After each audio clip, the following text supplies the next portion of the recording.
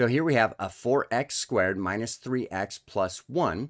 Now this says we're going to evaluate it for when x is negative 2. Okay, so this means we're evaluating, and that's a big fancy word for what you probably heard in the past as plug it in. Okay, so we're going to replace all the x's with negative 2. That's what it says right here. X is negative 2. So we're going to replace this x with a negative 2 and this x with a negative 2. Okay, so here we go. Boom, boom.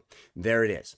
So now we can do our order of operations, right? In this case here, now these parentheses are not grouping symbol parentheses. They're exponents or multiplication group parentheses. Okay, so we do have to keep that straight in our brain.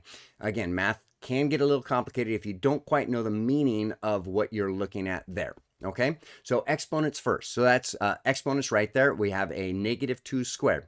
Now that squared means you have two of them. You have two negative 2's being multiplied.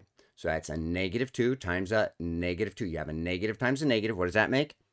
Positive, right? Step number 1 is my answer positive or negative. And then 2 times 2 would make 4. Okay, so we're going to copy this down. That's a 4. And then negative 2 squared isn't positive 4. And then we still have the rest of it. Negative 3 times negative 2. And then the plus 1 there. So we did exponents.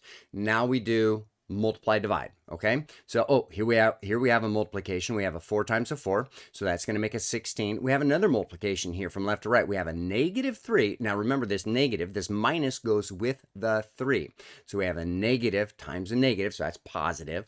So that's plus, and then 3 times 2 makes 6. So remember, when you're dealing with these integers, these positives and negatives, break them up. First identify, is it going to be positive or negative? In this case, positive.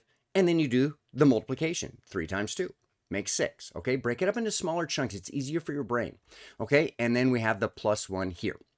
All right, so we've done all the multiply divide. There's only multiply. Now we do addition subtraction. There's only addition. We're going left to right. So 16 plus 6, that makes 22. 22 plus 1 is going to make 23, and we're done.